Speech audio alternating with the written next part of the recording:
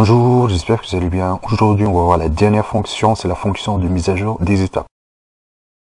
Autrement dit, donc l'évolution du graphe 7 de l'état présent vers l'état futur. La mise à jour des étapes ne dépend que de l'état d'une transition. Donc nous avons vu dans la vidéo précédente qu'une transition, c'est un assemblage de l'étape et la réceptivité. Donc une transition, ça peut être franchie ou non franchie. Concernant l'évolution du graphe 7, donc le cœur de la fonction de mise à jour des étapes, donc il prend en entrée les états du transition, puis il génère les états futurs.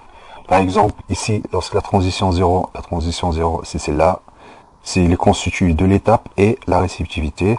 Donc lorsque la transition est vraie, alors on active les étapes suivantes. Les étapes suivantes, ce sont l'étape 1 et l'étape 4, puis on désactive l'étape précédente. Donc les étapes précédentes, c'est les étapes précédentes à la transition ici, c'est-à-dire l'étape 0. Donc on va faire la même chose pour toutes les transitions. Donc on verra dans la suite, dans un graphe, il y a un ensemble de transitions. Ici, c'est juste pour la transition 0. On va passer maintenant à la déclaration de la fonction de mise à jour. Donc la fonction de mise à jour des étapes, donc il a deux entrées. Il prend en entrée les étapes. C'est un tableau des étapes présents.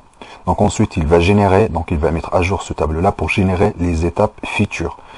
Donc il y a également les états de transition. Les états de transition, donc c'est une entrée, c'est-à-dire l'état présent des transitions.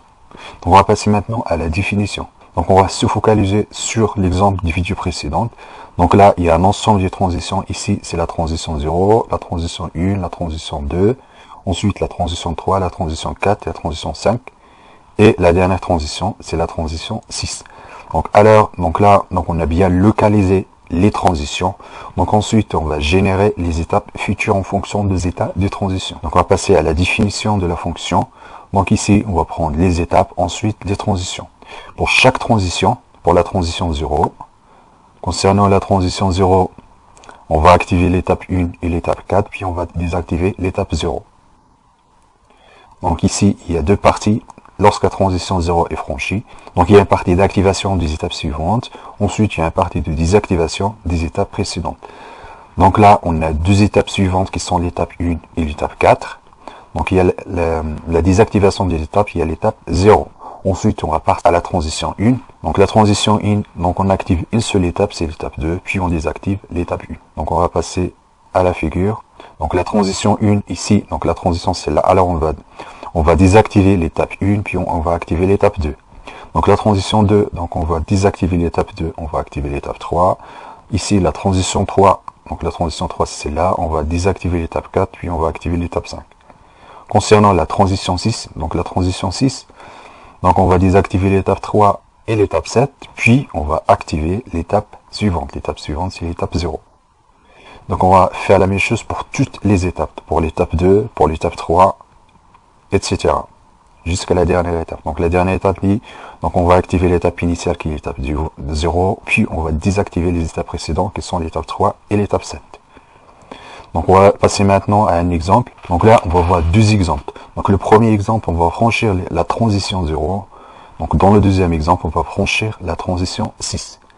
Donc lorsque la transition 0 est franchie, donc lorsque la transition ici 0 est franchie, alors donc les étapes 1 et l'étape 4 doivent être actives et les autres étapes doivent être désactivées. Et lorsque la transition 6 est franchie, alors on va désactiver l'ensemble des étapes, c'est-à-dire le 3 et le 7 et les autres, puis activer l'étape 0. On va franchir la transition 0, ensuite on va mettre à jour les étapes, on va faire appel à la fonction.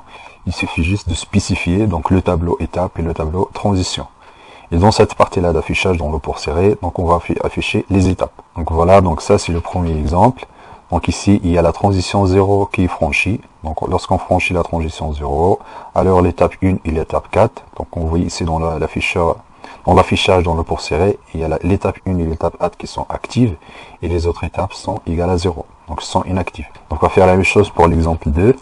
Donc l'exemple 2, donc on va franchir la transition 6. Donc lorsque la transition 6 est franchie, alors donc l'ensemble des étapes, donc il y a le 3 et le 7 qui sont déjà activés au début, donc ils vont être désactivés, puis on va activer l'étape 0. Donc on voit ici, il n'y a que l'étape initiale qui est active. Donc l'ensemble des étapes sont dans l'état désactivé. Donc on verra dans la prochaine vidéo donc la commande de l'allumage du lampe. Dans cet exemple-là, donc on va assembler l'ensemble des fonctions, puis on va étudier l'exemple du cahier de charge jusqu'à l'implémentation avec la carte Arduino. Je vous remercie de votre attention et à la prochaine vidéo.